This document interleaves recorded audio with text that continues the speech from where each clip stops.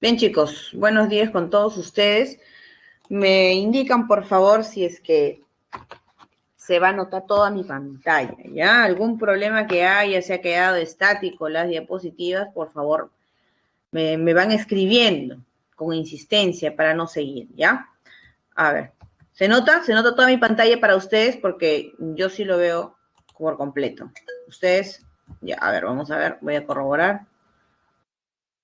A ver qué me dicen. Sí, perfecto, ya.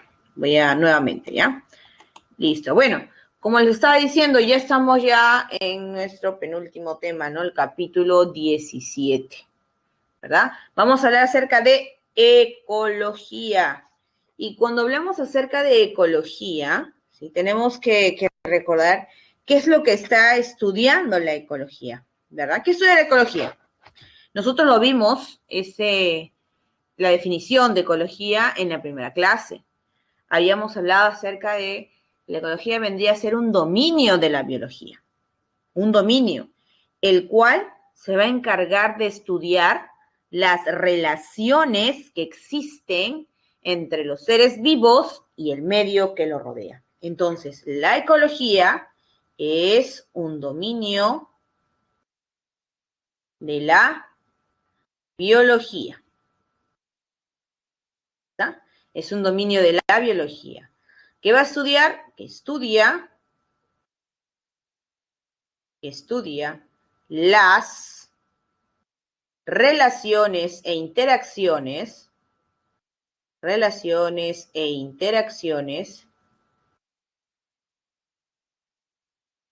entre los seres vivos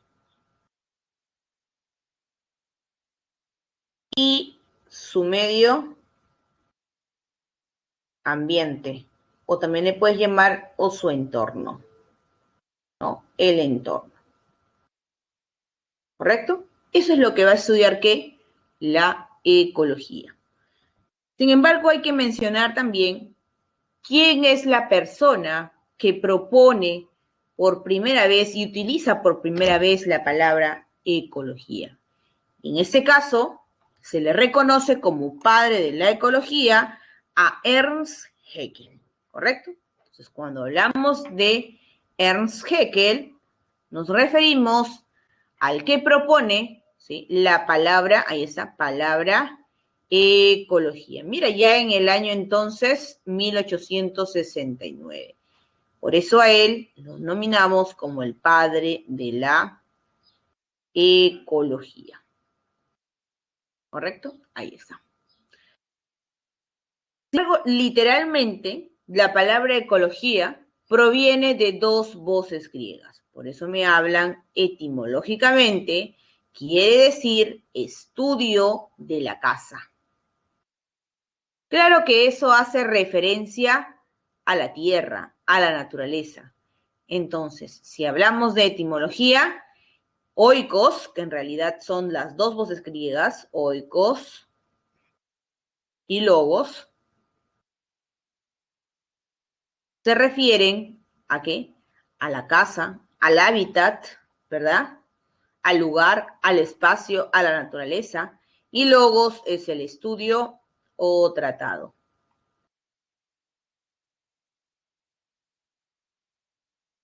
Ahí está. Ese es de forma que etimológica, ¿correcto?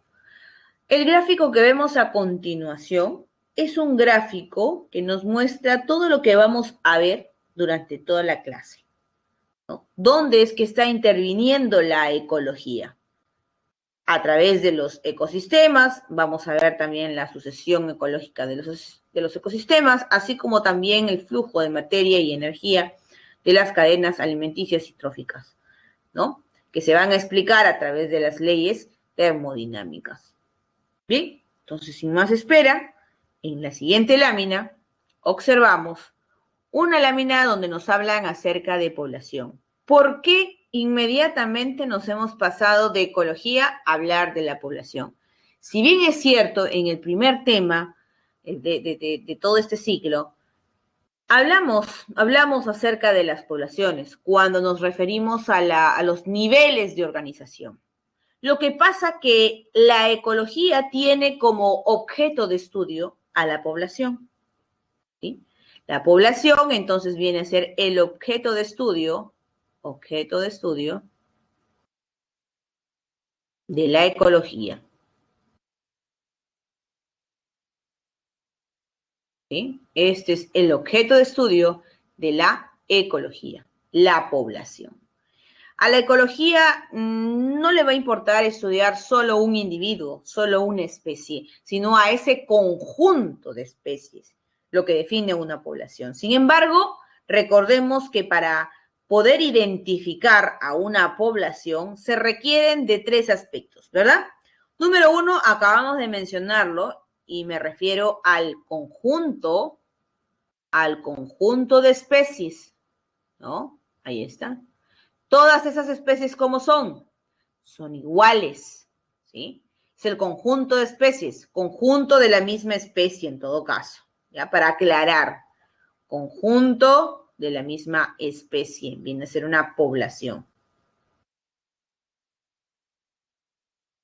¿Mm? ¿Qué más? Que ese conjunto de la misma especie habite un mismo espacio. Entonces, mismo espacio, mismo lugar, mismo espacio o lugar. Y otro aspecto es que esta población que se va a encontrar en el mismo espacio tiene que estar de manera temporalmente igual, es decir, en el mismo tiempo. Mismo tiempo. Entonces, esos 3 aspectos son necesarios para poder, ¿qué? Para poder definir, ahí está, para poder definir a una población. Sin embargo, las poblaciones no son estáticas, no son estructuras estáticas, sino que van a ir cambiando, ¿no? A través del tiempo, van a ir cambiando, ya sea aumentando, ya sea disminuyendo, o que en cierto tiempo permanezca en equilibrio o en constancia. Para eso, las poblaciones tienden a tener factores que generan ese dinamismo de aumentar, de disminuir o de mantenerse en equilibrio. A ello le llamamos la tasa. La tasa nos va a medir tanto el crecimiento, el decrecimiento y también el equilibrio en una población. Pero ¿a qué se debe? ¿A qué se debe? ¿Cuáles son esos factores que están ocasionando el aumento o disminución? Por ejemplo, tenemos a lo que se llama natalidad. ¿Qué es la natalidad? La natalidad viene a ser el número de nacimientos. ¿Sí? Pero nada más que eso, no. Cuando me voy a referir a la dinámica de poblaciones, cuando yo me voy a referir a la dinámica de poblaciones, voy a poner acá, a la dinámica de poblaciones, la natalidad significa el número de nacimientos que se da en una ¿qué? En un espacio, ¿sí? Y en el mismo tiempo. Es el número de nacimientos de una misma especie en un mismo espacio y en un mismo tiempo, ¿ya? O sea que también debe cumplir todas esas características que acabamos de subrayar para una población, claro que sí. Debe darse en un mismo lugar y al mismo tiempo.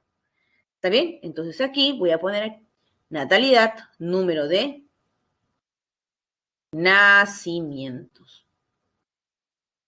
Entonces, este es un factor de crecimiento. Por eso muchas veces van a ver que es un factor positivo. ¿Está bien? Es un factor positivo. Otro aspecto, otro factor que permite que las poblaciones aumenten es la inmigración. Y la inmigración, ¿sí?, viene a ser más bien aquellos individuos que llegan procedentes de otras poblaciones. Entonces, en una inmigración es la llegada de individuos. Es la llegada de individuos. A ese también se le denomina un factor positivo. Entonces, estos dos aspectos, estos dos factores, son los factores de crecimiento. Entonces, vamos a poner con rojito. Me refiero a estos dos como factores de crecimiento. Factores de crecimiento. Pero también hay otros factores que generan que las poblaciones más bien disminuyan. Y estamos hablando de la mortalidad y de la emigración. ¿Qué significa mortalidad? Mortalidad significa el número de muertos, ¿no? Que existe en una población. Entonces, cuando hablo de mortalidad, es el número proporcional de muertes en un lugar y en un tiempo dado. Número de muertos. ¿Sí? Número de muertos. ¿Correcto? Por eso a este factor que genera la disminución, de las especies en una población es un factor negativo. Lo mismo va a pasar con la emigración. Y la emigración es la salida de los individuos hacia otros biotopos. Esto viene a ser la salida de los individuos hacia otro biotopo. Un factor también sería negativo. Ambos factores entonces me van a determinar, ¿no?, el decrecimiento. Ahí está.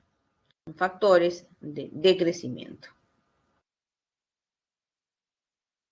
La población, entonces decimos, decrece. Sin embargo, te había comentado, ¿no?, estos factores, tanto de crecimiento y de decrecimiento, ¿sí?, se ven reflejados mediante la tasa. Mediante la tasa. Entonces, nos dicen lo siguiente. Si la tasa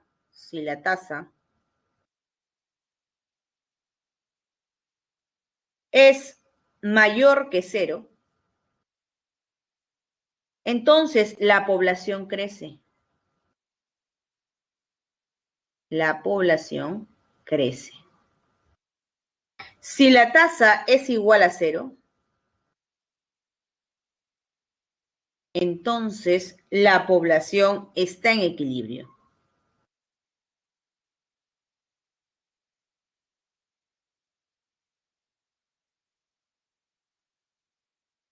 Si la tasa es menor que 0, entonces la población decrece.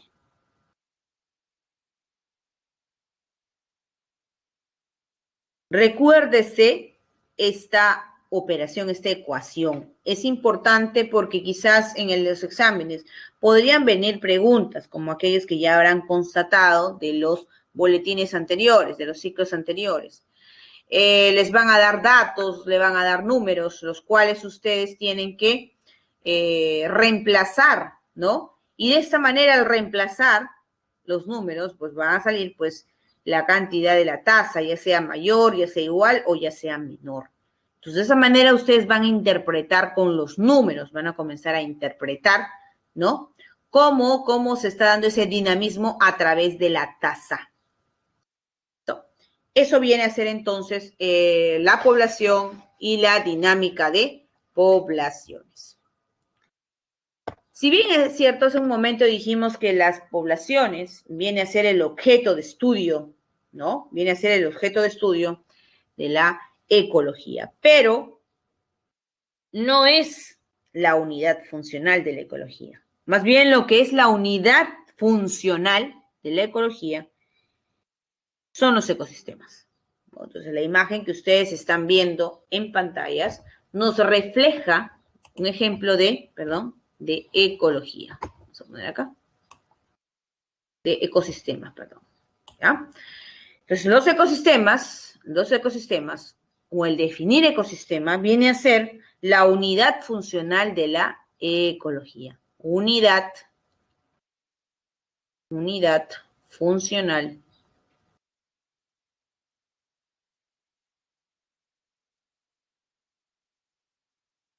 de la ecología, ¿correcto?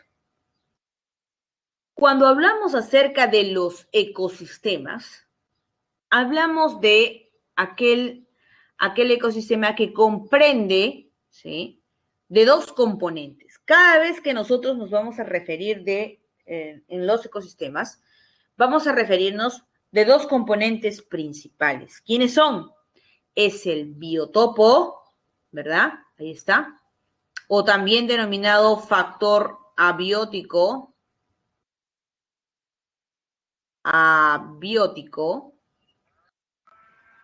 ¿no? Y también el otro componente denominado biocenosis, donde la biocenosis son los seres vivos, o también podemos decirle bióticos.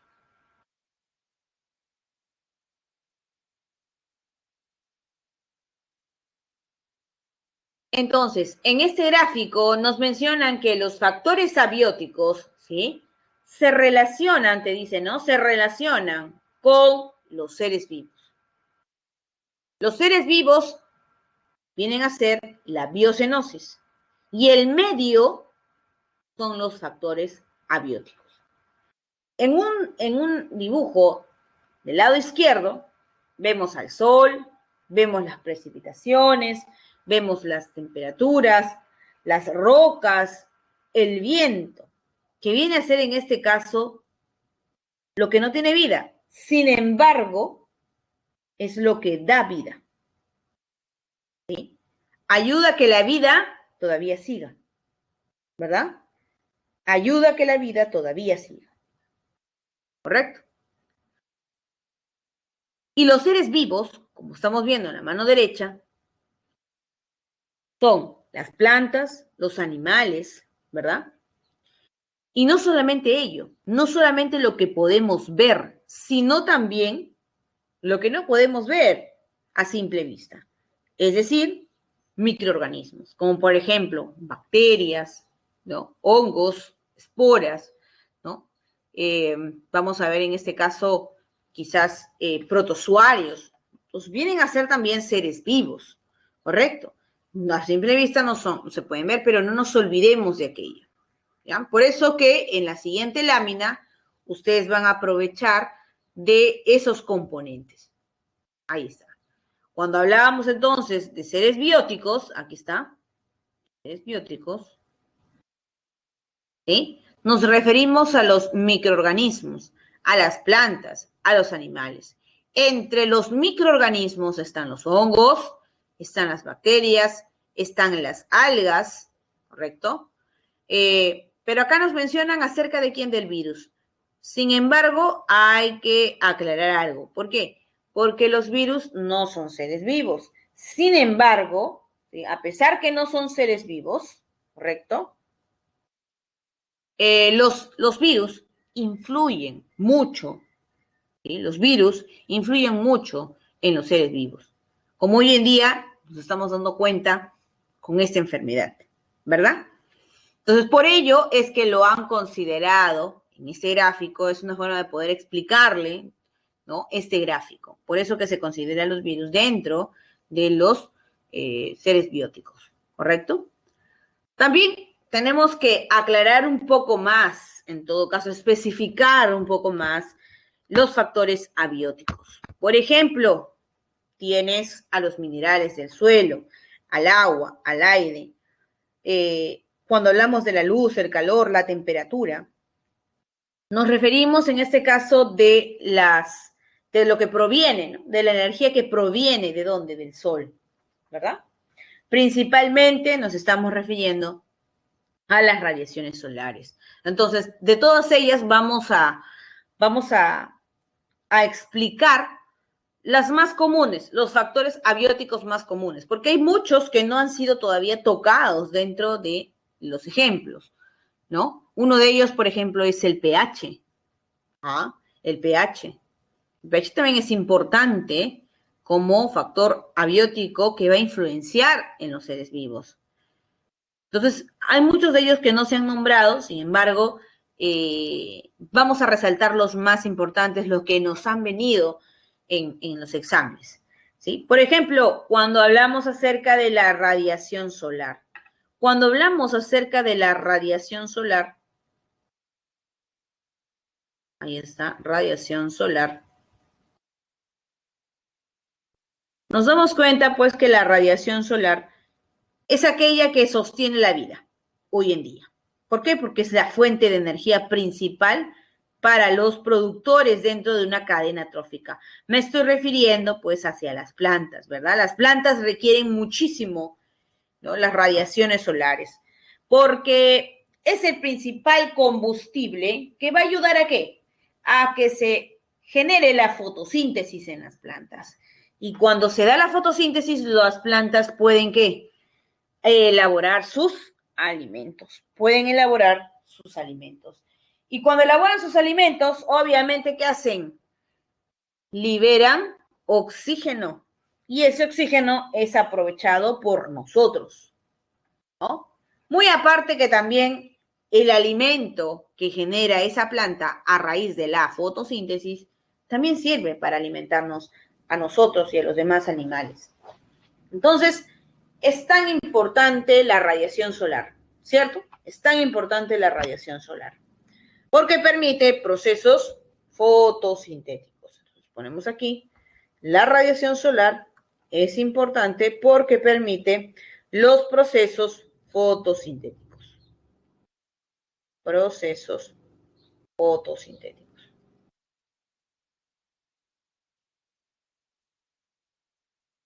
Ahí está. Luego de la radiación solar, ¿sí?, tenemos también, de aquí podemos sustraer también la temperatura, ¿no? La temperatura. La temperatura también está influenciando en los seres vivos, ¿sí?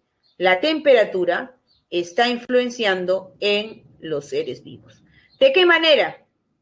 Por ejemplo, ¿no?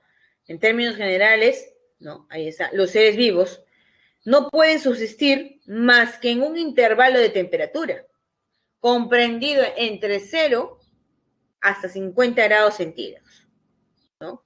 Que viene a ser, pues, posible la actividad metabólica normal en nosotros. Pero, sin embargo, existen algunas excepciones, ¿no?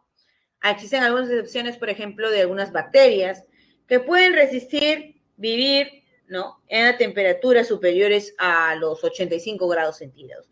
Pero normalmente, para que los seres vivos tengan una actividad metabólica, varía entre el 0 y 50 grados centígrados. De aquí, entonces, observamos que existen animales, existen seres que, pues, se denominan, por la temperatura, se denominan homotermos. De aquí tenemos a quienes, a los homotermos. ¿Quiénes son los homotermos? Los homotermos, un ejemplo, somos nosotros. Es decir, somos aquellos seres vivos que podemos mantener nuestra temperatura interna corporal constante. Nosotros mantenemos nuestra temperatura corporal, la temperatura corporal interna constante.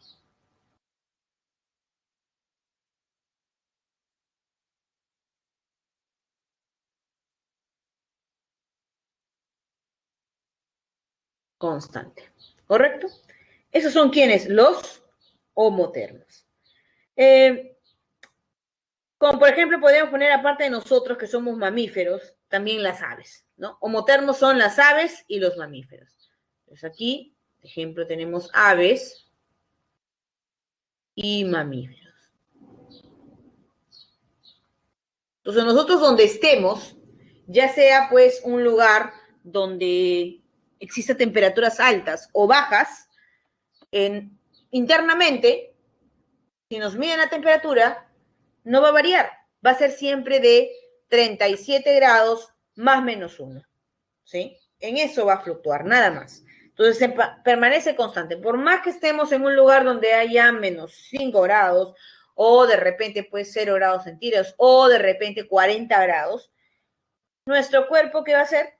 Se va a mantener internamente constante su temperatura. También influencia en quiénes, en los poiquilotermos.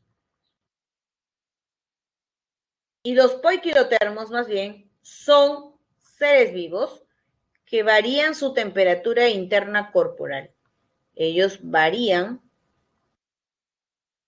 la temperatura interna corporal.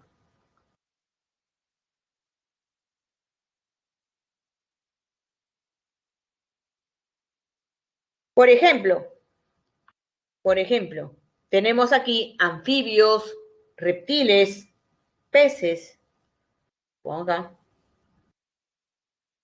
Peces, anfibios y reptiles. Ahí está. Ellos vienen a ser quienes los poiquilotermos.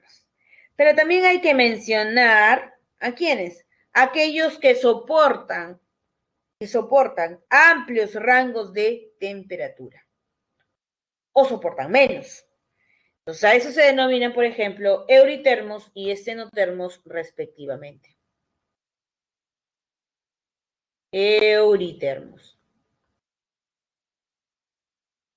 Los euritermos soportan amplios rangos de temperatura. Soportan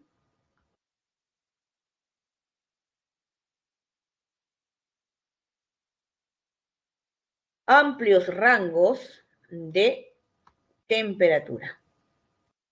Es decir, nosotros. Volvemos entonces al ejemplo de, así nosotros viajemos a un lugar donde haya temperaturas bajas, soportamos temperaturas bajas.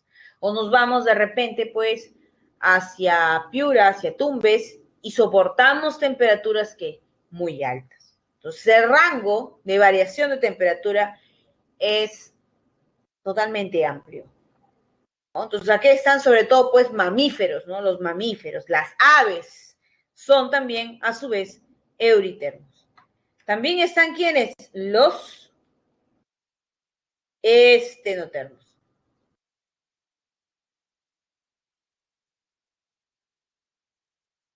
Soportan entonces estos, ¿qué? Soportan pequeños rangos de temperatura.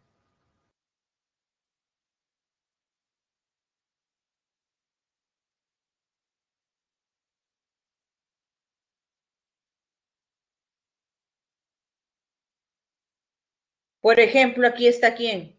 Están los peces, ¿no? Los peces, los anfibios en este caso, los cuales también a medida que sienten que las temperaturas van variando, ¿no? De 2, 3 grados centígrados, ellos se trasladan, cambian de lugar, ¿sí? Los peces, sobre todo, ¿qué es lo que hacen? Comienzan a migrar, pues, ¿no? Se van a otros mares, a otros cuerpos de agua, donde la temperatura todavía siga en las mismas condiciones que ellos requieren. ¿Qué más? Estamos viendo también el aire. El aire también influencia bastante en los seres vivos. Por ejemplo, ¿no? Aquellas personas que quizás requerimos más oxígeno cuando nos vamos a la sierra. Normalmente la persona que ha vivido durante muchísimos años en Lima tiene pues a disposición todos los gases del aire, ¿no? Por lo tanto, su cuerpo no necesita trabajar tanto para poder capturar oxígeno, principalmente. No lo necesita, no se cansa, podemos trotar, correr, jugar, hablar durante horas. Y estamos tranquilos, ¿por qué? Porque tenemos el oxígeno suficiente. Sin embargo, las personas como nosotros que estamos viviendo mucho tiempo en Lima y deseamos viajar, pues vamos a 3.000, 4.000, 5.000 metros sobre el nivel del mar, entonces vamos a un lugar de altura. ¿Qué quiere decir ello? Que a mayor altura, la masa de aire va a ir disminuyendo. Y al ir disminuyendo la cantidad de aire, también disminuye la cantidad de oxígeno. ¿Y qué sucede cuando la cantidad de oxígeno va disminuyendo en nosotros? Nos da el mal de altura, lo que tú conoces como soroche, ¿no? Lo que tú conoces como soroche, ¿correcto? Entonces, ¿qué es lo que pasa y por qué tienes esa sensación de que te duele la cabeza, de que quieres vomitar? ¿A qué se debe?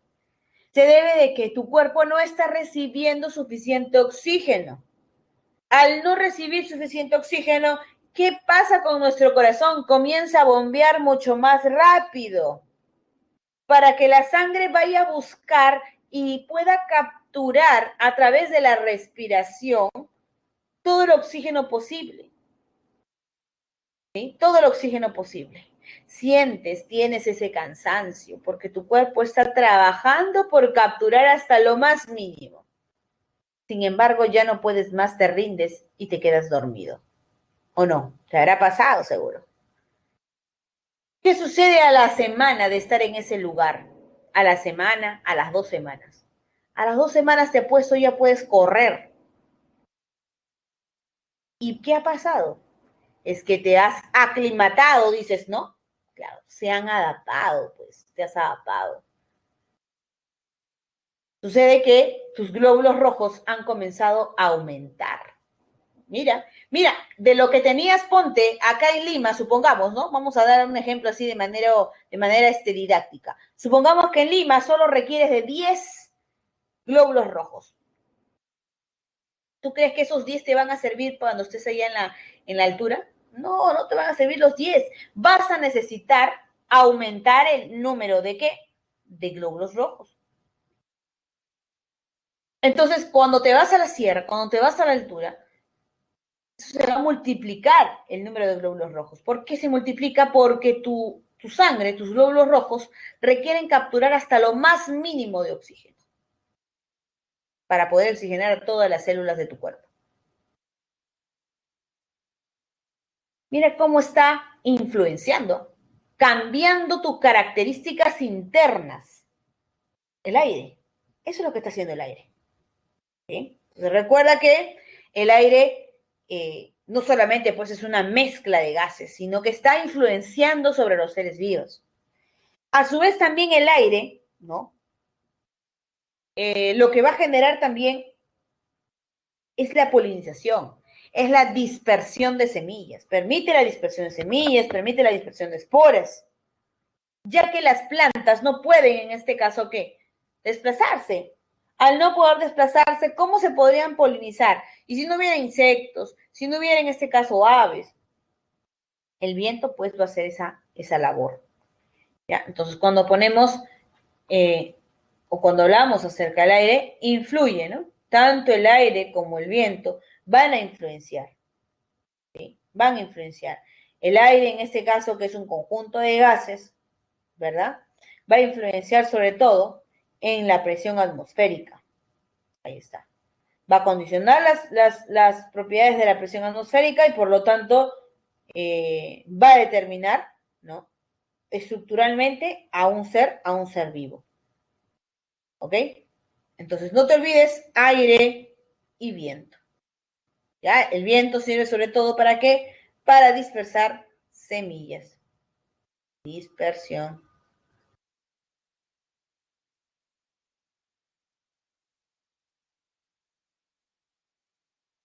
de semillas. El suelo. ¿Para qué es importante el suelo? ¿Por qué mencionamos también el suelo? Porque el suelo es un soporte de todos los seres vivos.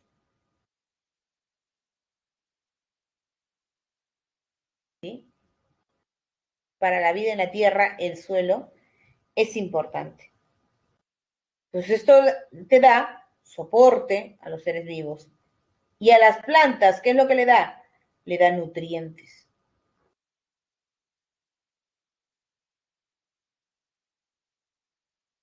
¿no? Entonces, soporta a los seres vivos, a las plantas también, porque ayudan a fijarse, le dan nutrientes, le dan minerales, ¿verdad? Ahí está.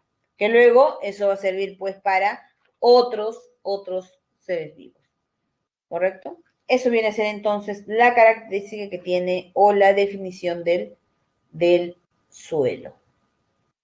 Bueno, y como les había comentado, cuando hablamos de ecosistema, estamos hablando de los factores abióticos, pero también de los factores bióticos, que vienen a ser, pues, los seres vivos.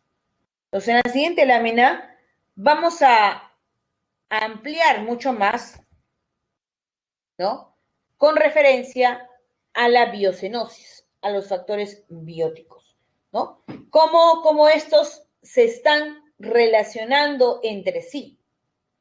Cómo cada uno de ellos son pieza clave dentro de un ecosistema. Por eso es que nosotros hablamos de cadena trófica o alimenticia. Cuando nosotros hablamos la palabra cadena, nos recordamos quizás, ¿no? De esta,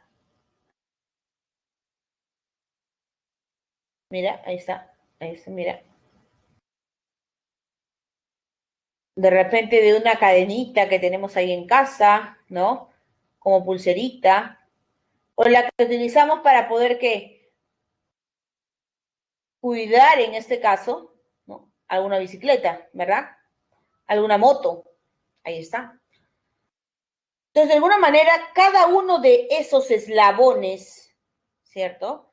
Que unen, ahí está, que se van uniendo uno tras otro, permiten el cuidado, ¿no? El cuidado de repente de una bicicleta, el cuidado de una moto, para evitar precisamente que se la lleven. Por eso podemos una cadena. Pero ¿qué sucede cuando uno de esos eslabones no está? Se rompe. ¿Qué sucede aquí?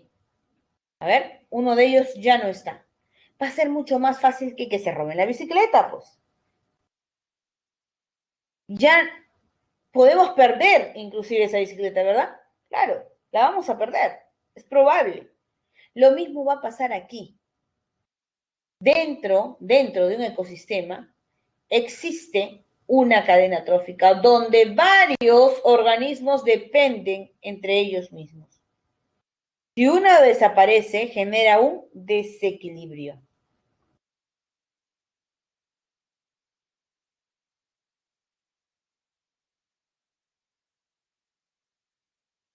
¿Correcto? Entonces, si falta uno de ellos, se puede perjudicar la cadena trófica. ¿Correcto? Se puede perjudicar la cadena trófica. Entonces, tenemos que cuidar cada uno de esos eslabones, ¿verdad? Cada cadena empieza desde el primer nivel trófico. Y nos estamos refiriendo, por ejemplo, ¿a quiénes? De las plantas. Las plantas pertenecen al primer nivel trófico. ¿Sí?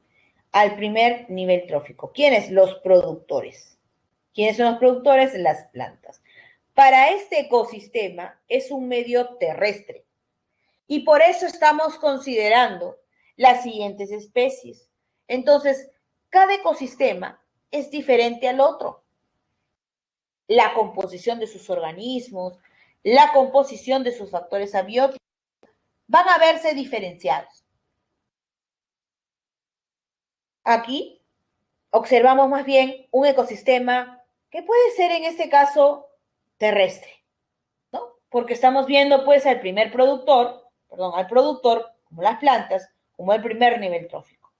Esas plantas, cuando desarrollen, realicen el proceso de la fotosíntesis, generan alimentos, los cuales van a ser aprovechados, por ejemplo, ¿por quién? Por esa mariposa. Entonces la mariposa se considera como consumidor primario, pero que pertenece al segundo nivel trófico. Pero esa mariposa sirve de alimento para los sapitos. Ahí está.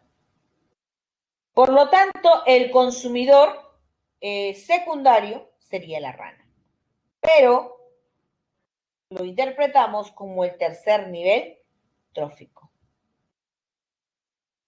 Luego está acá la serpiente. Y la serpiente requiere de la ranita.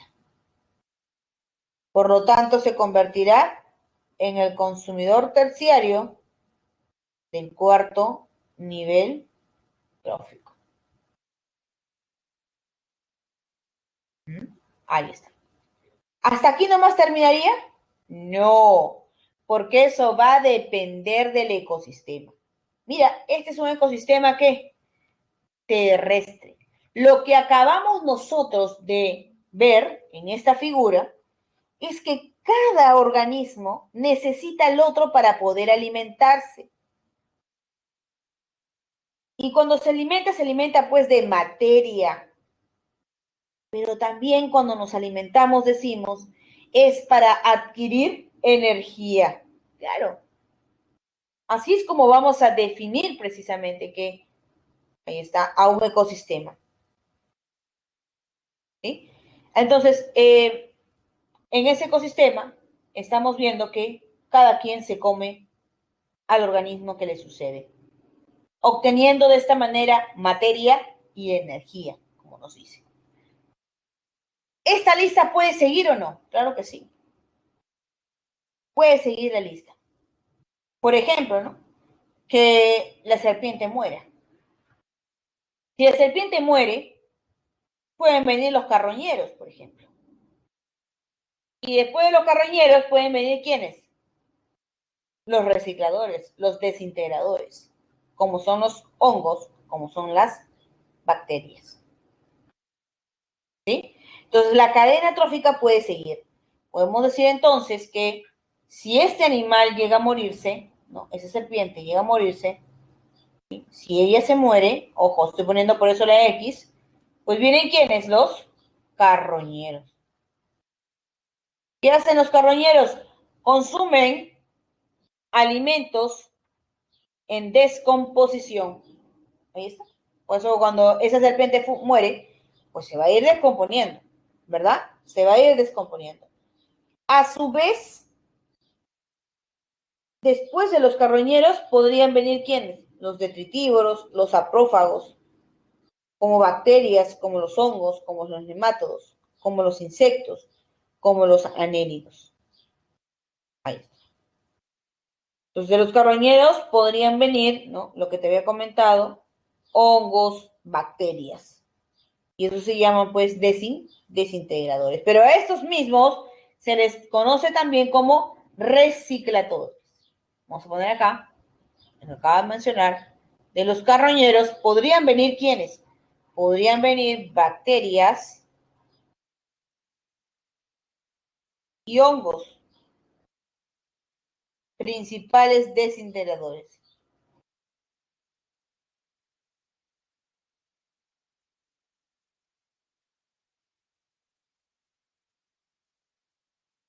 Y recicladores.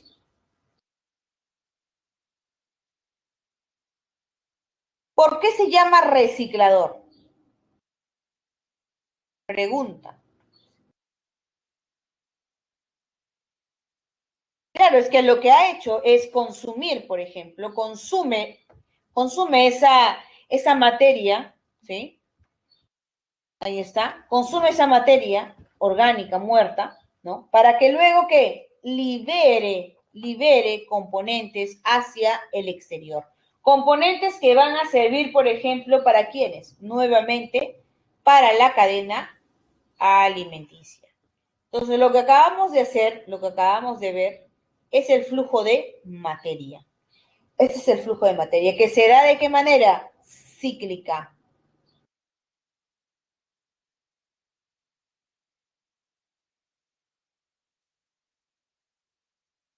Flujo de materia. Una característica del flujo de materia es que es cíclica. ¿Correcto? Eso nos va a servir para también diferenciar del flujo de energía. El flujo de materia es cíclica, ¿correcto? Lo mismo vemos al lado derecho, la imagen, donde vemos un ecosistema más bien que es acuático. En ese ecosistema acuático observamos diferentes tamaños de peces, ¿verdad? Pero mira, antes que esos peces están ¿quiénes? En el primer eslabón, las algas, el plancton, que es consumido, por ejemplo, ¿por quiénes? Por el zooplancton. Ahí está. Y ese zooplancton, como el krill, por ejemplo, ¿no? Es consumido por el tercer eslabón, que son los consumidores secundarios como peces y crustáceos de menor tamaño. Y esos también serán consumidos por peces un poco más grandes, por aves, inclusive por mamíferos. Y mira, acá es importante rescatar algo, ¿no? Ahí está, aves, mamíferos de mayor tamaño. Claro, pueden haber mamíferos de mayor tamaño que se encuentren también en el agua. O sea, eso puede existir, como las ballenas, por ejemplo, ¿no? Pero normalmente las aves pues no son acuáticas, se encuentran pues ¿dónde? Se encuentran más bien en un medio más que nada, digamos, aéreo. Entonces estamos viendo que también un ecosistema puede interactuar con otros ecosistemas o no. Claro que sí. Podemos por eso hablar acerca de la red trófica, porque hay una comunicación entre los ecosistemas, ¿sí? Por ejemplo, estamos en una isla y alrededor de una isla normalmente ¿qué encuentro? Agua. El agua, ese mar, es donde voy a encontrar un tipo de ecosistema. Pero también en esa isla, donde hay rocas, donde hay árboles, de repente, donde hay plantaciones, voy a encontrar otro ecosistema, pero ¿se van a relacionar? Claro que sí. ¿Y cómo se relaciona? Vamos a denominar a eso una red trófica entre ecosistemas. ¿Ya? Por eso ustedes ven todas esas flechas, ¿no? El pasto, el conejo, el saltamonte, el sapo, la culebra, la araña, el ratón, la mantis, el gorrión. ¿Por qué estamos así con todas estas flechas? Porque se están relacionando los ecosistemas. Es muy sencillo relacionarse, ¿correcto? Entonces, lo que habíamos visto anteriormente son el flujo de materia. Pero ahora hay que explicar qué es el flujo más bien de qué? De energía. ¿Cómo explicamos nosotros qué significa flujo de energía? ¿Tienen ustedes alguna idea?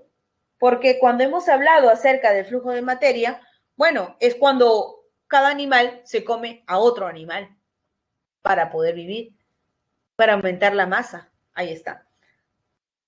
Pero la energía, ¿cómo la adquirimos? Cada vez que comemos, adquirimos energía. Para eso comemos, para adquirir energía. ¿Correcto?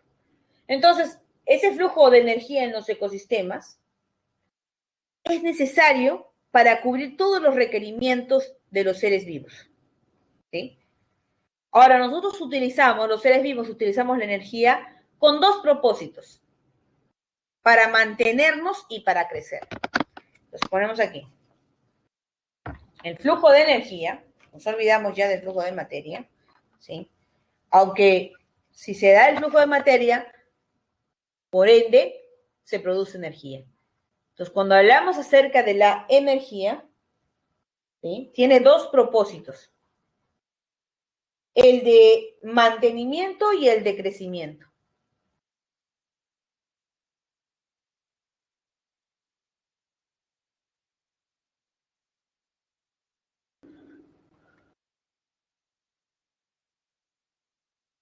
¿Correcto? Mantenimiento y crecimiento. Entonces, allí, por ejemplo, vemos a los vegetales, a los herbívoros, a los carnívoros, ¿no? Primario, secundario. Entonces, estos animales, perdón, estos vegetales, estos animales también como herbívoros, carnívoros, qué sé yo, se van a alimentar uno tras otro, pero a la vez que se van alimentando, lo que van a estar adquiriendo es energía, pero la energía que van adquiriendo va a ir, ¿qué? Disminuyendo, va a ir disminuyendo. Ese flujo de energía se va a explicar mediante ¿qué? La primera y segunda ley termodinámica, ¿sí? Cada vez que yo quiera explicar cómo es que se da el flujo de energía, yo necesito, en este caso, explicarlo a través de la primera y segunda ley de la termodinámica. Primera ley.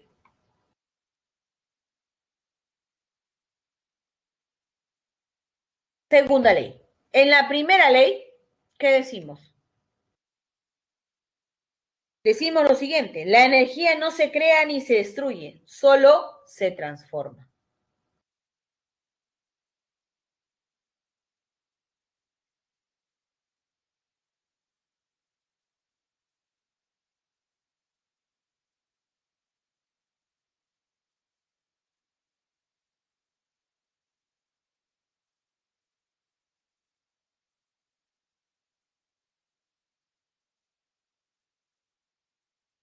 ¿Ya? Ahí está. La energía no se crea ni se destruye, coma, solo se transforma. ¿Qué nos dice la segunda ley? La transformación, ¿sí?, de esa energía a otra nunca es del 100%. ¿Está bien? Entonces, la primera ley, la energía no se crea ni se destruye, solo se transforma. Y en la segunda ley nos explican esa transformación de una forma de energía a otra. Y nos dice que cada vez que se transforman las energías, no va a ser del 100% aprovechables. ¿Por qué? Porque la energía se va a ir disipando a medida que va pasando de nivel a nivel, de eslabón a eslabón.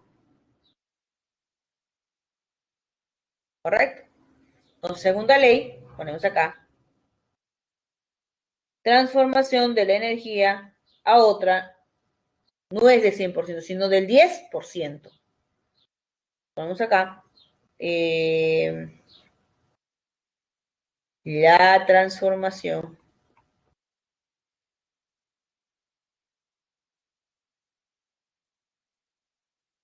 ¿sí? La transformación, ahí está, de una energía a otra, ahí está, solo es del 10%. Solo es del 10%. Por tanto, si los vegetales requieren la energía solar, ¿sí?, y reciben 1000 calorías, ahí está. Viene un herbívoro y el herbívoro se come esa planta. Cuando está comiendo esa planta, está perdiendo energía. Pierde energía a la hora de masticar, a la hora de arrancar esos vegetales. Movimientos musculares, los movimientos a través de los dientes, ¿no? Y cuando ese alimento, ese pasto, pase por el tracto digestivo de ese animalito, está perdiendo energía. Por eso ustedes ven esas flechitas que se van hacia arriba. Mira, vamos a ver otro color.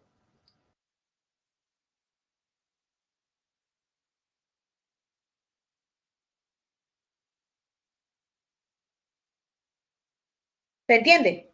¿Ven? Ahí está. Esa energía se va disipando, se va liberando. Entonces, de los 1000 calorías, pues no todo ello lo va a poder aprovechar el herbívoro. ¿Por qué? Porque va a haber algo de energía que se va a liberar. Dice que solamente lo que se aprovecha es el 10%. Por lo tanto, 10% de 1000, decimos que 10% de 1000 sería 100, ¿verdad? O sea que dicho herbívoro, lo único que va a poder adquirir de ese vegetal es solo que 100 calorías, ¿no? Luego viene un carnívoro y se come ese conejito. Ahí está. ¿Y va a aprovechar los 100 calorías del conejito? ¿El carnívoro va a aprovechar las 100 calorías? No, solamente el 10%. 10% de 100 calorías sería 10 cal. ¿Allá? ¿Qué pasó con los 90 calorías? Bueno, lo ha utilizado sobre todo ¿en qué? En los movimientos musculares, en las contracciones musculares, ¿verdad? En la masticación. Allí se va a ir a liberar esas 90 calorías. ¿Que provienen de quién? De ser herbívoro, ya que son 100. Y luego así vendrá ¿quiénes? Así vendrá luego un carnívoro secundario. Y cuando se come el carnívoro primario, pues no va a adquirir las 10 calorías, sino que no el 10%. Y el 10% de 10 calorías es una caloría. Mira, ve. Conclusión con esto, ¿qué podemos decir? Pregunta de admisión. Podemos decir que si un ecosistema presenta una cadena trófica mayor en número, pues a medida que va aumentando los niveles tróficos, la energía que se absorbe se va haciendo cada vez menor. Ahí está. Se va haciendo cada vez menor. ¿Correcto? Eso viene a ser entonces el flujo de energía, el flujo de energía. ¿Bien? Otro factor abiótico importante es también, ¿no? Lo que proviene de los ciclos biogeoquímicos. ¿Por qué? Y nos remontamos a la primera clase, ¿no? Ahí hablamos acerca de la composición química de los seres vivos. Y cuando vimos la composición química de los seres vivos, vimos que habían moléculas, habían elementos muy importantes y que se encontraban en todos los seres vivos, ¿recuerdas? Por ejemplo, el carbono, el hidrógeno, el oxígeno, el nitrógeno, el fósforo, principalmente. Claro que existen otros más, ¿verdad? El azufre.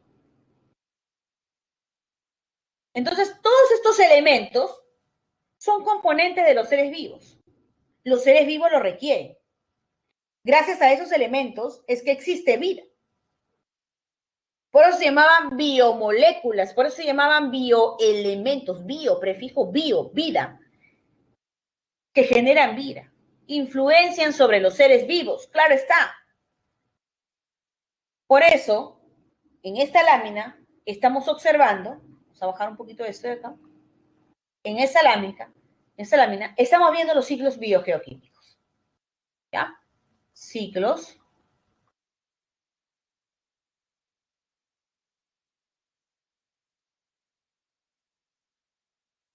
donde estos ciclos se dividen en dos tipos, ya sea los ciclos gaseosos o sedimentarios. Entonces tenemos aquí, cuando hablamos de ciclos biogeoquímicos, nos referimos a los ciclos gaseosos o sedimentarios. Ahí está. Dentro de los ciclos gaseosos están justo los que estamos viendo en pantalla. Carbono, nitrógeno.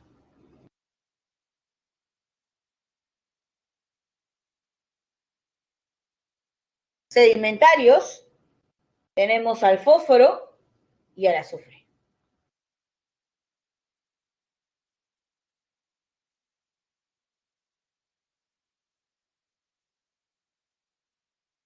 ¿Correcto?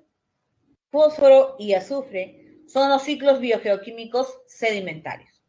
Y el gaseoso, carbono, el nitrógeno, también podríamos decir el agua como gaseoso. Sin embargo, estos cuatro son los que más nos han venido preguntando. No vamos a andar mucho en el ciclo del azufre. ¿Por qué? porque el ciclo de azufre también ustedes lo van a volver a ver, más todos los ciclos biogeoquímicos en el curso de química, ¿ya? Donde van a esclarecer mucho mejor acerca de estos ciclos, ¿ya? Entonces, empecemos con el ciclo de carbono, que es el ciclo, en este caso, gaseoso. Entonces, el carbono no lo encontramos en la naturaleza de manera libre, como un elemento, sino lo encontramos como una molécula gaseosa, a partir del CO2, o sea, a partir del dióxido de carbono o a partir del monóxido de carbono, podemos encontrarlo. ¿Está bien? Pero para eso nosotros requerimos, ¿qué? Fuentes. Requerimos fuentes. Por ejemplo, fuentes como el parque automotor, ¿cierto? El parque automotor. Los carros están liberando, en ese caso, ¿qué? Liberan CO2. Otra fuente de carbono, las fábricas, las grandes fábricas, ¿verdad? Esas grandes fábricas liberan al ambiente CO2. Por eso que acá ustedes ven, como dibujo principal, mira, ve, aquí, con una flechita, ¿no? Vamos a ver, acá está. Ahí está. Fuente de energía. Es una fuente de energía. También te dije, pues, el parque automotor. Podríamos dibujar aquí ¿quién? A los carritos. Ahí está. Entonces, estos de acá, ¿qué hacen? Liberan CO2. Pero nosotros los seres vivos también liberamos CO2, claro que sí, al respirar. Ahí está. Al respirar. También estamos produciendo CO2. Entonces, ese CO2 es aprovechado por ¿quiénes? Por las plantas, ya que el CO2 es el principal compuesto inorgánico que durante la fotosíntesis, específicamente la fase oscura, se puede originar ¿qué? Glucosa. Esa glucosa que produce este árbol, ¿por quién es aprovechado? Es aprovechado por este borreguito. O sea, a pesar que el borreguito, ¿no?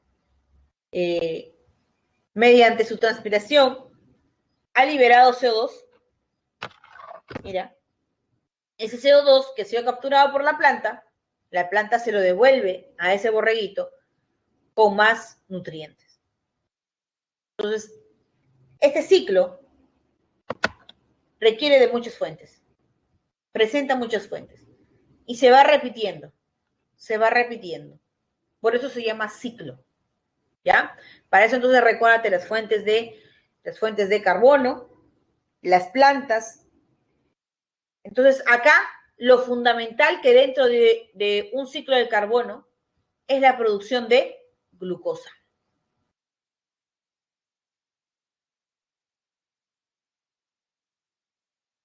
En el dibujo que se encuentra en la parte inferior derecha,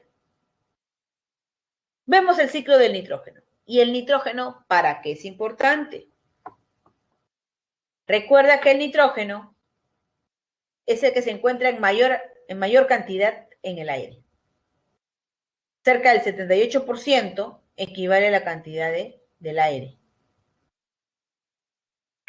¿Sí? Entonces, ese nitrógeno en el ambiente, en el aire, se encuentra como molécula N2. Pero ¿para qué es importante? No lo hemos dicho. Es importante porque gracias a él se pueden formar proteínas. ¿Recuerdas cuando vimos nosotros tema 1? Hablamos acerca de las proteínas. ¿De qué se compone? De carbono, de hidrógeno, de oxígeno y de nitrógeno. Por eso es importante el ciclo del nitrógeno.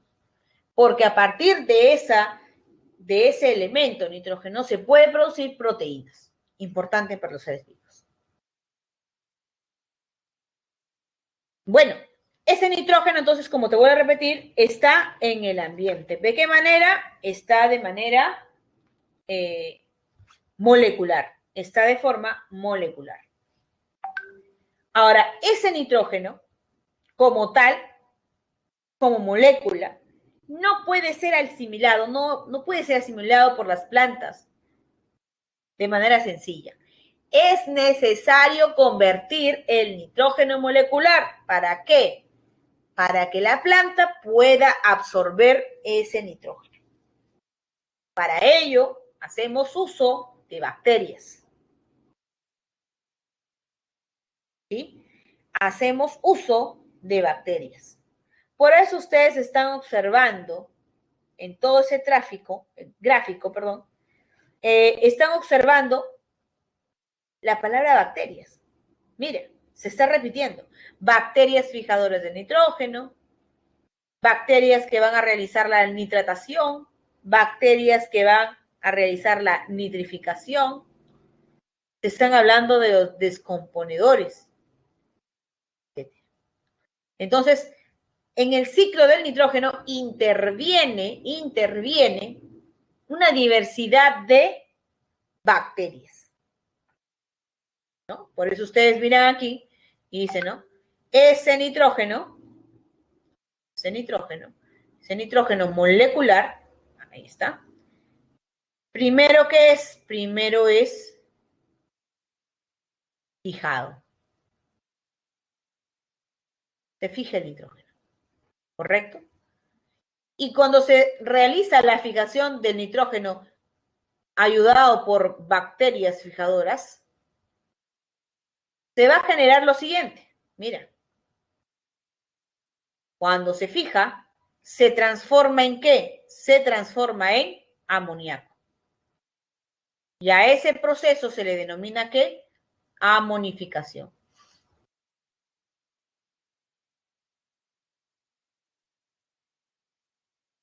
Entonces, esa amonificación se relaciona en que las bacterias fijadoras del nitrógeno, ¿qué hacen? Transforman el nitrógeno molecular en amoníaco. Pero como amoníaco tampoco puede ser absorbido por las plantas, entonces es necesario que convirtamos el amoníaco en lo que vienen a ser los nitritos. Por eso aparecen las bacterias nitrificantes, para convertir a ese amoníaco en nitrito.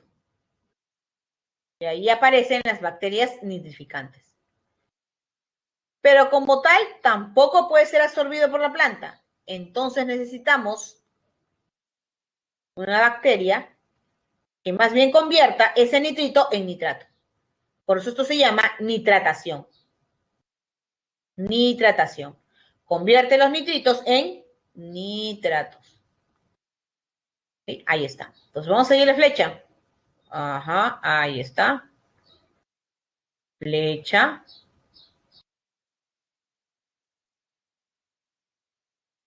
Ajá. De nitrito a nitrato. ¿Sí? Y recién como nitrato puede ser que absorbido por las plantas. Sin embargo, hemos dicho que las bacterias le devuelven, porque son recicladoras, al ambiente, le devuelven al ambiente. Por lo tanto, también existen bacterias desnitrificadoras, que lo que hacen es convertir el nitrato en nitrógeno molecular. Y a eso se llama la desnitrificación. Listo.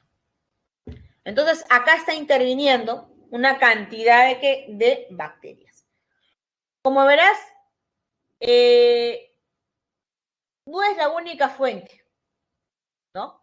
O la única manera en la cual podemos ir convirtiendo, ¿no?, el nitrógeno para que pueda ser absorbido mejor por las por las plantas. Las plantas también, al descomponerse, vamos a cambiar el color, las plantas también, al descomponerse, así como también los animales, ¿sí? Pueden en este caso intervenir. Mira, las plantas, los animales cuando se descomponen o cuando los animales generan residuos, ¿está bien? Esa dicha descomposición o esos residuos que provienen de las plantas y de los animales va a estar dado por las bacterias denominadas descomponedoras, las cuales van a convertir esos residuos y esos residuos y esos descomposición en amoníaco, para que luego ese amoníaco sea convertido en nitrito y luego en nitrato. Y así pueda ser asimilado por las plantas. ¿Correcto? Bueno, creo que he tratado de ser lo más pausado posible para que se pueda entender el gráfico. ¿Ya? Porque si bien es cierto, si lo vemos así nada más, sin saber de qué se trata, obviamente que parece un garabato. Todo tiene una explicación. ¿Ya? Siguiente lámina. Y está el ciclo del agua, el ciclo del fósforo, el ciclo del azufre. Del cual me voy a referir es el ciclo del fósforo, como te estaba comentando.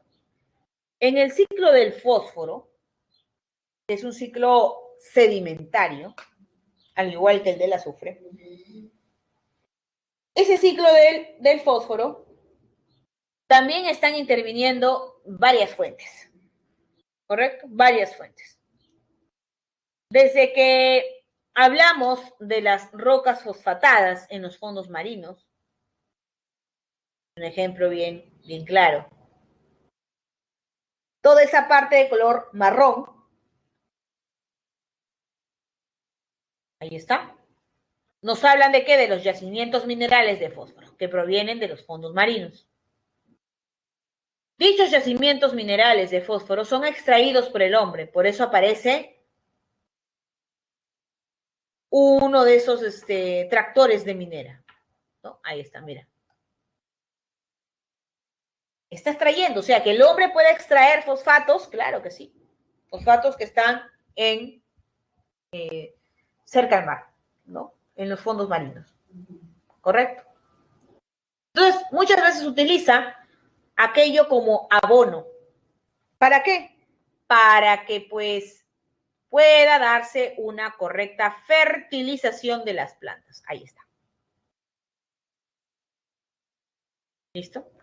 Las plantas entonces se fertilizan.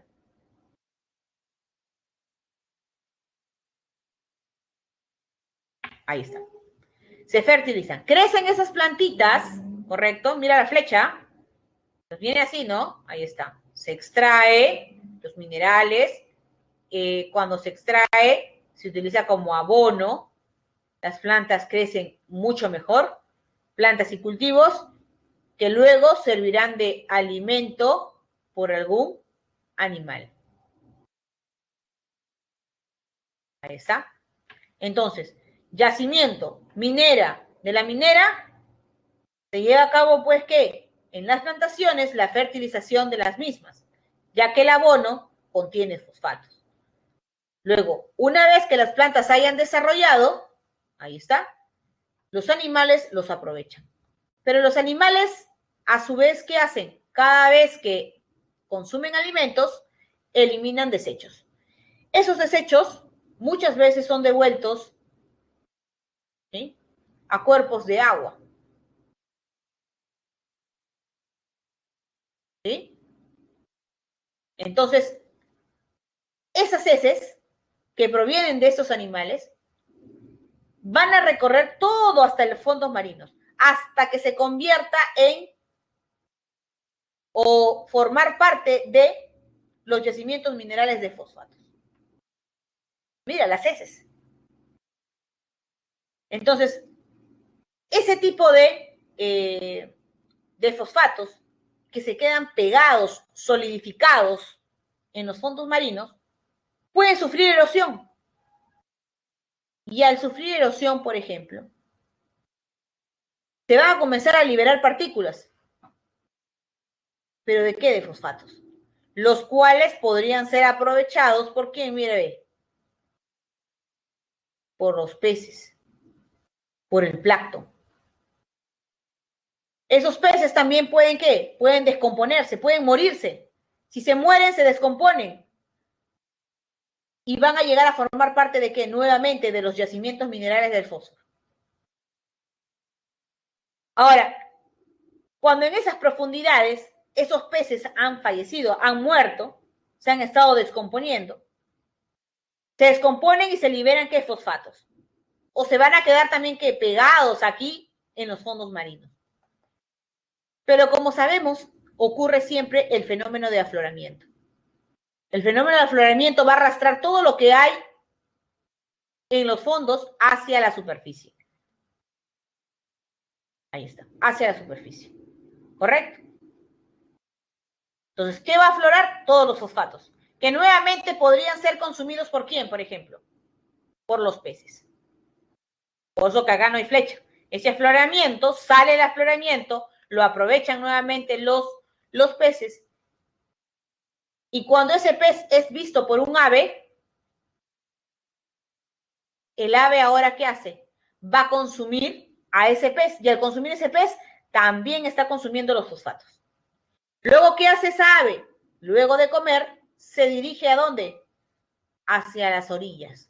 ¿Y qué va a hacer? Va a defecar. Nuevamente defeca, y esa defecación forma parte de los roquedales de los fondos marinos, ¿no? Que así sucesivamente se va a dar el ciclo del fósforo.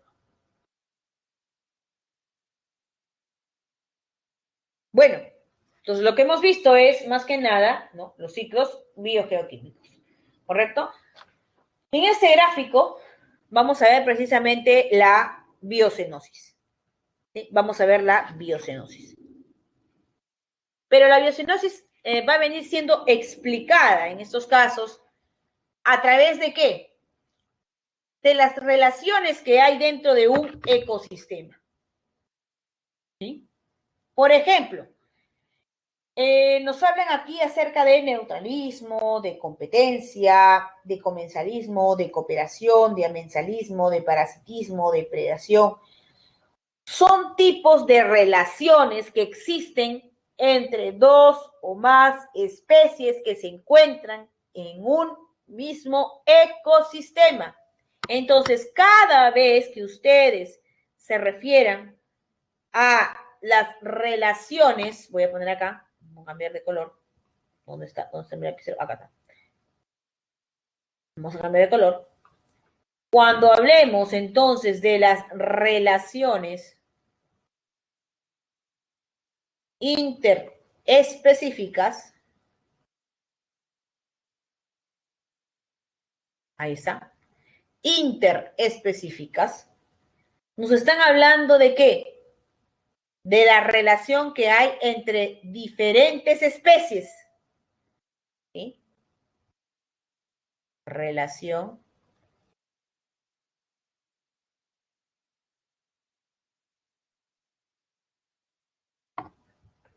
ahí está. Si hablamos que es la relación que hay entre diferentes especies, ¿hace alusión a qué? ¿A población o a comunidad? ¿A qué crees? ¿A población o a comunidad? ¿A qué hace alusión el hablar de las relaciones interespecíficas? Sabiendo que esa es su definición. A ver, en tu cabeza, a ver si es que eso es lo que estás pensando. A ver, ¿qué crees? Porque podría ser una pregunta. Según los términos que ya hemos venido estudiando a lo largo de la clase, sobre todo en la primera clase, se están refiriendo a una comunidad. Claro, porque la comunidad está dada por varias poblaciones que habitan un mismo lugar, un mismo espacio, en un tiempo determinado. ¿Correcto? Entonces, cuando me hablan de relaciones interespecíficas, me están hablando de comunidades, precisamente. De la interacción que hay entre dos o más especies. Ahora, ¿de qué tipo hay esa relación? Una relación puede ser neutral. ¿Cuándo una relación es neutral? Cuando ambas especies, a pesar de vivir en un mismo lugar, en el mismo tiempo, cada una es independiente de la otra. O sea, aquí no hay una relación donde alguien se come a otro ni nada. Por ejemplo, la lombriz de tierra y un insecto. El insecto, para empezar, no come lombrices, ni las lombrices comen estos insectos. Cada quien tiene su respectivo, ¿qué? Nicho. No tienen nada que ver a pesar que viven en el mismo lugar. ¿Te das cuenta? A eso se denomina neutralismo. Porque ambas especies son ¿cómo? Son independientes. Ninguna perjudica a la otra. Cuando nos referimos a la competencia, mira, ve ahí, la competencia, más bien viene a ser de carácter desfavorable entre las dos especies, por ejemplo. Por ejemplo, una hiena con un león. Una hiena con un león son dos especies diferentes. Al tener ambas el mismo nicho, ser carnívoros, depredadores, van a pelearse, siempre van a competir por las presas, pues o no, claro. Y vemos que una de ellas va a ganar. Generalmente gana pues el león, ¿no? Porque es un animal mucho más grande, obviamente. Pero también puede darse el caso que sea viceversa. Si es que el número de individuos de las hienas son mayores que los leones, obviamente que van a salir ganando. ¿No? Entonces aquí de todas maneras en la competencia hay uno que se favorece y el otro se va a ver perjudicado. Eso es para la competencia. Pero acá te dan un ejemplo de una planta denominada el abrazo de la muerte. La mata árbol, así le llaman, la mata árbol. ¿Y por qué se llama así? Bueno, en la selva sobre todo, aquellos que han tenido esa suerte pues de viajar a la selva, como yo, podemos ver una diversidad de qué? De plantas, de árboles, ¿no? Uno más alto que el otro. Sucede que esta planta llamada mata árbol, mata al árbol, dice. Una planta, mira a ver, ¿qué es lo que hace? Abraza, entre comillas, está abrazando a otra planta. ¿Para qué? Para evitar que dicha planta reciba ¿qué? Luz. O sea, la abraza, ¿sí? Crece de tal manera como si le estuviera abrazando a la otra planta para evitar que le caiga la luz. ¿Y qué pasa cuando no le cae la luz a las plantas? Ya no pueden realizar fotosíntesis. Por lo tanto, no van a poder generar sus propios alimentos. Y al no poder hacer ello, se van a morir. Por eso se llama matar. ¿Correcto? Ese es que está compitiendo ambas, ¿por qué? Por la luz. Compiten por la luz. ¿No? Y son dos especies distintas, claro está. Por eso, lo primordial aquí es entender que estamos en una relación de especies distintas. Hay especie 1, SP1, y hay una especie 2, donde las condiciones pueden ser, por ejemplo, ¿qué? Neutrales, ¿no? Mi lápiz, acá está. Donde las relaciones interespecíficas pueden ser que ni de favoritismo, ni tampoco de perjuicio. Ahí está. O puede ser de qué? De beneficio. O puede ser de qué? De perjuicio. Ahí está. En la primera, obviamente, habíamos quedado que la lombriz con el insecto, ninguno de ellos pues tiene una relación negativa ni positiva. En cambio, en la competencia estamos viendo que sí, hay una que tiene, que se favorece y la otra se perjudica. En el caso de mutualismo, en el mutualismo vemos que dichas especies son necesarias que estén juntas. Son necesarias que estén juntas. Si una de ellas faltase, la otra se muere. Esa es una relación mutua. Y de ahí nace la palabra simbiosis, que es lo que se ha generado para la formación de líquenes, ¿no? Cuando hablamos acerca, pues, de los líquenes, por ejemplo, ¿sí? Estamos hablando, pues, ¿de quién? De la asociación entre un alga y un hongo. Vamos a corregir, ¿sí? Vamos a estar hablando aquí de quién, de un alga más un hongo. Entonces, esta es una relación de que de simbiosis, que no ha ocurrido de la noche a la mañana. Es una relación que se ha venido fomentando año tras año, donde cada uno de los componentes de esas especies están ¿qué? Están favoreciendo a la otra. El alga, por ejemplo, produce ¿qué? Alimento a través de la fotosíntesis.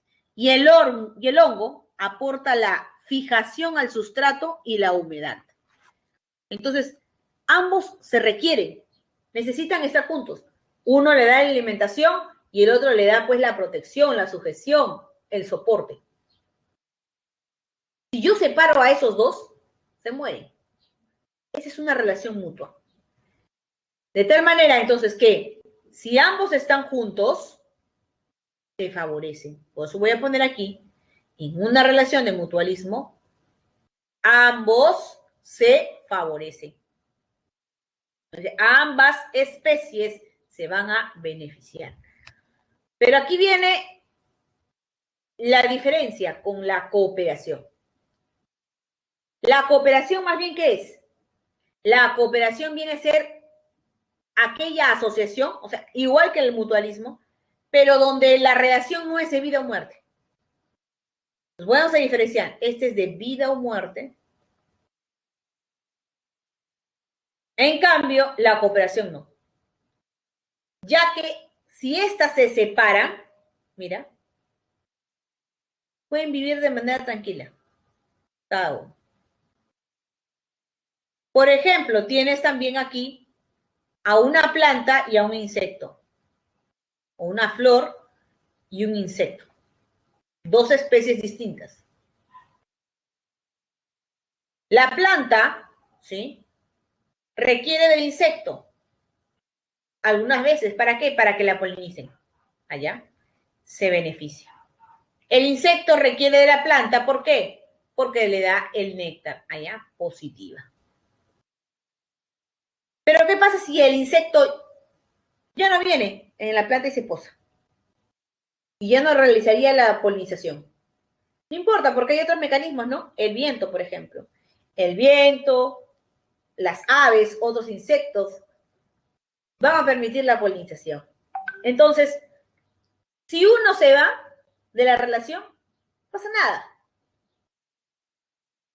Por eso te pregunto, ¿qué prefieres? ¿Una relación donde ambos tengan una relación mutua o de cooperación? Preferible que tengas una relación por cooperación. De tal manera que si alguien se va, pues que se vaya. Ya aparecerá otro, ¿verdad? En cambio, si es una relación mutua, olvídate. Es una relación de dependencia. ¿Ya? Comensalismo. ¿Qué es que el comensalismo? Ahí observamos que más bien existe una especie que va a ser beneficiada y la otra no se beneficia ni se perjudica. Por ejemplo, ¿quién se beneficia aquí? La rémora, pero el tiburón no, ni se beneficia ni tampoco se lleva a perjudicar. El tiburón normalmente, ¿qué hace? Cuando sale a cazar, no se da cuenta que en la zona ventral de su cuerpo se encuentra la rémora. La rémora camuflada, ¿no? Persigue al tiburón y aprovecha cada vez que el tiburón está cazando tira residuos desde su boca. Caen, caen, y quien atrapa esos residuos es la rémora. Ella comienza a atrapar todos esos residuos. Entonces, ¿quién se va a beneficiar? La rémora. El tiburón ni cuenta se da que la rémora está debajo de él. Y la rémora aprovecha. Ahí está. Esa es una situación de qué? De comensalismo, donde uno se beneficia, el otro no se beneficia ni se perjudica. Parasitismo, amensalismo, perdón, el amensalismo. Una especie amensal es la que se perjudica. Por eso ahí vamos a ver, pues, que es una relación de perjuicio. Ahí está, mira, vamos a poner otro color. Aquí se perjudica, por ejemplo, la lombriz de tierra. Y el ovino no se beneficia ni se perjudica. Pero vamos a explicar por qué aparece el ave aquí. El ovino, ¿sí? El ovino, lo que hace es comer pasto, ¿no? No se come la lombriz, come pasto. Pero cuando el ovino arranca pasto, muchas veces queda al descubierto la tierra. ¿Y quiénes están ahí? Están las lombrices de tierra. Entonces, al quedarse en descubierto, viene el ave y se la come. Ahí está. Entonces, ¿sale perjudicado o no? La pobre lombriz, claro que sí. Porque quedó al descubierto por estar comiendo, pues, el ovino, ¿no? Entonces, es un ejemplo de amensalismo. El parasitismo. Parasitismo viene a ser una relación en la cual uno se beneficia y el otro se va a perjudicar. El que se beneficia a costa del otro. O sea, por ejemplo, tenemos a los parásitos, como la tenia, la pulga. Por ejemplo, la tenia cuando ataca al hombre y la pulga cuando ataca al perro. ¿No? Ahí está. La tenia, entonces, cuando parasita al hombre, perjudica. Entonces, la tenia se favorece. Tenia, pulga se favorece, hombre y perro se perjudican. Entonces, sin embargo, hay que mencionar lo siguiente, que en una relación de parasitismo, a pesar que uno se perjudica y el otro se beneficia, no le genera la muerte. Esa no es la finalidad del parasitismo. La finalidad del parasitismo es aprovechar de su hospedero, más no eliminarlo, más no matarlo. Sin embargo, la predación, ¿sí? En la predación, uno de ellos se perjudica, muere. El tiburón, por ejemplo, es un ejemplo, valga la redundancia, de beneficio, porque se va a alimentar de los peces más pequeños. Entonces, los peces más pequeños son los que salen perjudicados. ¿Correcto? Entonces, esa viene a ser la predación. Y aquí sí, alguien muere. Aquí sí, alguien muere. ¿No? Por ejemplo, muere. Y en el parasitismo no necesariamente pues muere. Esa es la diferencia entre ambos. Siguiente tipo de relación, intraespecífica. Y la relación intraespecífica más bien es un tipo de relación en la cual se da entre las mismas especies. ¿Qué quiere decir que se da entre las mismas especies? O sea, que se da en la misma población. ¿Correcto? Se da en la misma población. Estamos hablando de la población en un ecosistema. ¿Sí? Entonces acá, las relaciones intraespecíficas son, vamos a poner, intraespecíficas, entre la misma o las mismas especies. Territorialidad. Bien claro nos dice, quieren ocupar, defender cierto territorio. ¿Y por qué lo defienden? Bueno, porque tiene todas las condiciones para que esos animales puedan vivir. Alimentación, por ejemplo, ¿no? Que es la principal. El número de hembras, de repente, ¿no? Son las adecuadas para esos organismos, para que exista la reproducción. Entonces acá un ejemplo claro de territorialidad son las aves, los peces, ¿no? Sobre todo las aves que están defendiendo, pues, los lugares de nidificación. El perro, el león, el zorro.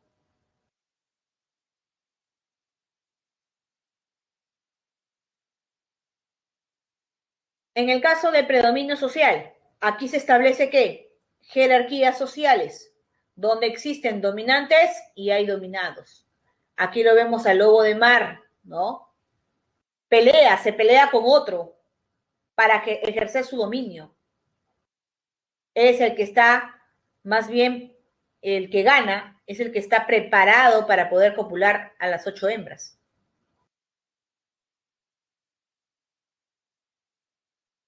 ¿Correcto? Ya está. Vamos con la compensación. En la compensación, nos habla que se caracteriza por el cuidado de crías propias y ajenas. Y el ejemplo claro aquí está, ¿quién? El pingüino emperador. El pingüino emperador, que es el macho, ¿sí? Lo que hace es quedarse con las crías. Muchas veces cuando las crías de los pingüinos ni siquiera han eclosionado, el papá es el que está protegiéndolos. ¿Sí? Los está protegiendo. Están en el lugar de la mamá. ¿Sí? Los protegen del frío, cuidan el huevo. Como se dice, los están empollando. Ahí está. Mientras que la mamá, ¿qué hace? Va a buscar comida. ¿Sí? Entonces se van a compensar. La mamá se va a casar y el papá se queda con el cuidado de los hijos. Pero también puede cuidar crías de otros pingüinos. Se compensan, ¿ves? Las sociedades, en cambio, dice, se diferencian debido a su morfología de los miembros. Claro. Por ejemplo, la abeja reina es mucho más grande que los de las obreras y que de los zánganos. Es mucho más grande.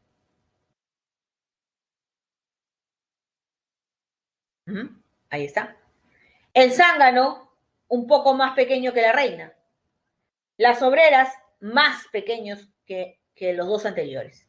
Lo mismo va a pasar pues con las termitas, ¿no? Con las hormigas. Entonces, las características morfológicas, como el tamaño, diferencian los roles que cada uno de ellos requiere en una sociedad. ¿No? La reina, por ejemplo, con los zánganos, tiene la función, el rol de la cópula, de la reproducción. Y las obreras lo que hacen es alimentar a las crías y a todo el panal. Y por último, las migraciones. En las migraciones vamos a ver que tiene característica de mantener el equilibrio en una población, como por ejemplo las aves y los salmones, ¿no? Las aves y los salmones. ¿Correcto? Eso viene a ser entonces relaciones intraespecíficas. Bueno, en esta lámina observamos acerca de la sucesión ecológica. ¿Qué entendemos nosotros como sucesión ecológica? Recuerda que la sucesión ecológica es fundamental dentro de los seres vivos, ¿sí? Ya que es una manera de explicar el dinamismo que hay dentro de los seres vivos. A la sucesión ecológica se le define como una serie de cambios a través de los cuales los ecosistemas van pasando, ¿no? Van pasando a medida que transcurre el tiempo. Este fenómeno de sucesión ecológica se va a caracterizar ¿por qué? Porque es un proceso ordenado, ¿sí? Vamos a poner acá. La sucesión ecológica, vamos a poner aquí, se define como los cambios, recuerda. La sucesión ecológica se define como los cambios. Son los cambios, ¿sí? A través del tiempo de los ecosistemas, cambios en los ecosistemas a través del tiempo. Ahí está. ¿Cómo se caracteriza la sucesión ecológica? Se caracteriza ¿por qué? Porque es un proceso ordenado. Correcto, es ordenado. Tiene una dirección. Es previsible. Correcto. Es consecuencia de todas aquellas modificaciones impuestas al medio por las comunidades o por fenómenos de competencia interespecífica. Consecuencia, entonces, ponemos acá. ¿Dónde está? El lápiz. Es consecuencia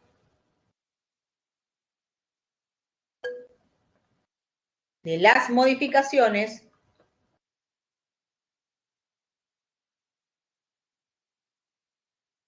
¿sí? Impuestas por el medio.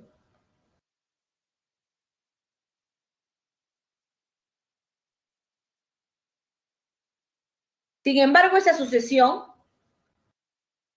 así como tiene un comienzo, también tiene ¿qué? Un final. Entonces, esta acaba con el clímax. ¿Y qué significa el clímax? Cuando esos ecosistemas hayan alcanzado ¿qué? Su valor máximo en diversidad. O sea, exista una ¿qué? Una biodiversidad.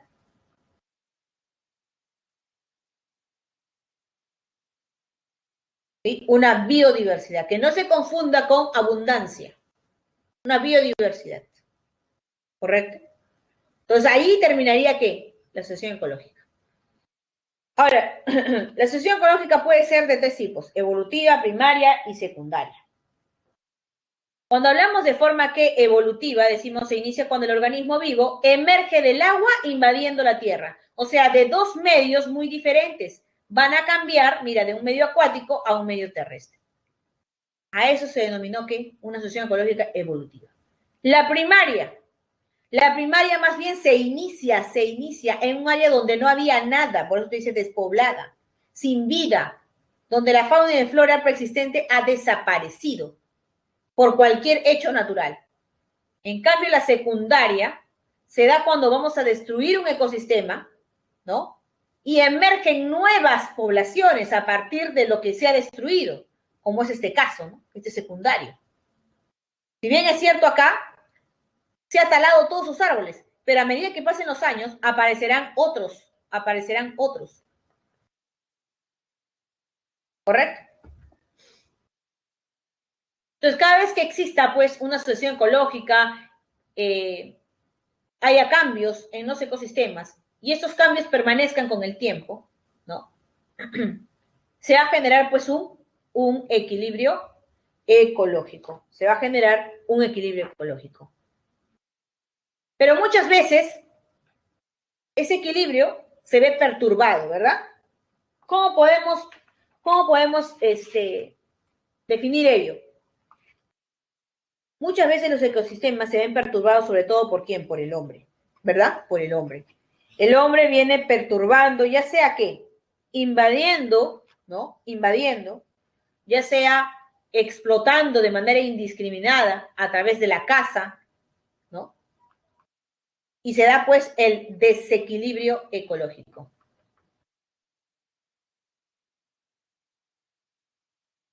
Esto se da, ¿no? Ahí está. Esto se da debido a que el ser humano genera actividades, ¿no?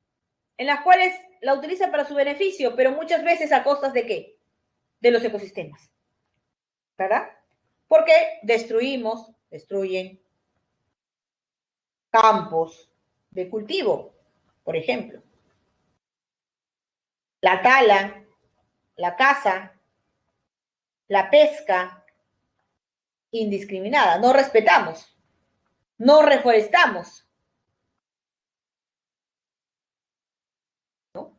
Así como utilizar de manera indiscriminada pesticidas para eliminar animales y vegetales. el uso, pues, de pesticidas. Pueden, pues, que perjudicar, ¿no? Entonces, para ello, así como el hombre destruye, es necesario que el mismo ecosistema o el mismo hombre tenga que restaurarlos. Porque si un ecosistema está mal, obviamente que va a repercutir también al ser humano y a las demás especies. ¿Correcto? Por eso hablamos de restauración de los ecosistemas. ¿No? En la restauración de los ecosistemas es necesario que el hombre actúe también, ¿sí? No solamente, pues, el mismo ecosistema. El ecosistema se esfuerza por recuperarse, pero también es importante que el ser humano intervenga, lo asista. ¿Para qué? Para inducir a una mínima perturbación, ¿verdad? Y ahí entra a tallar, pues, lo que viene a ser la higiene ambiental, ¿no? Que es más bien una actividad científica encargada del estudio para poder ¿qué? Previene, ¿no? Controla y mejora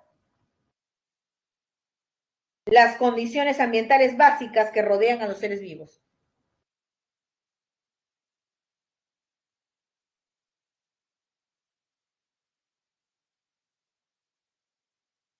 Que rodean a los seres vivos. ¿Correcto? Bueno, aquí nos habíamos pasado esta lámina. Ahí está. Y en esta lámina nos hablan acerca de los biomas, del hábitat y del nicho ecológico. Sí, pues, el hablar de hábitat es hablar del espacio donde se desarrolla una especie. Espacio, lugar donde se desarrolla una especie.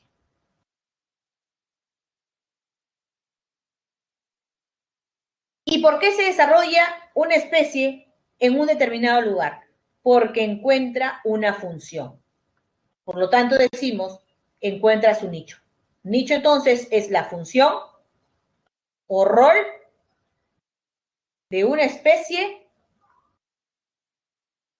en un lugar, en un hábitat determinado. Ahí está. Ese hábitat, ese nicho que tiene estos seres vivos, lo realiza en diferentes ecosistemas, en diversos biomas. ¿Qué tipo de biomas hay? Vamos a ver aquí. Los que existen en el Perú pueden clasificarse en terrestres y acuáticos. Donde tenemos de forma terrestre a la selva, a los bosques perennifolios de coníferas, ¿no? De caducifolios, de praderas, de sabanas, de taigas, de estepas, desiertos. Cada quien tiene diversas características, por lo tanto, habrá diversos seres vivos y condiciones abióticas que permitirán el desarrollo de esa biocenosis. Lo mismo será para los biomas acuáticos, que están divididos en dulceacuícolas y marinos. Bien, chicos, con eso culminamos la clase del día de hoy. Ustedes pueden complementar, como es de costumbre, les he dicho, con el boletín que se les hace llegar a cada uno de ustedes. ¿Ya? Vamos a dictar entonces las claves. Bueno, esto en el caso de la explosión demográfica es lo que forma parte de esto, el desequilibrio ecológico. Acá podemos colocar explosión demográfica, solamente que ahí está de manera amplia. Claro, ¿qué significa explosión demográfica? El aumento de las poblaciones. ¿Y qué genera el aumento de poblaciones? La invasión, mira, ahí están viendo. Entonces se va a ver qué cosa, perturbado los ecosistemas o no. Claro que sí. ¿Ya? Claro que hay causas por qué aumenta la población. Por eso que te mencionan por falta de educación sexual, ¿no? En las escuelas, por ejemplo, ¿no? Ahí está. Es uno de los motivos por la que la demografía aumenta.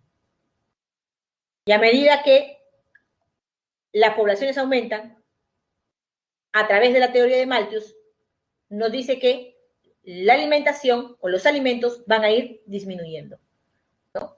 Esa es una teoría, ojo, una teoría. Lo que quiere decir que puede ser refutada. A medida que las poblaciones crecen, los alimentos van a ir disminuyendo. Bien, chicos, gracias por su atención y ahora sí te doy las claves. Te voy a dar las claves, ¿ya? Bien, a ver, número 1. Número 1 tenemos entonces clave avión. Clave avión, ¿correcto? Clave avión. 2, clave dado. 2 es dado, ¿correcto? 2 es dado.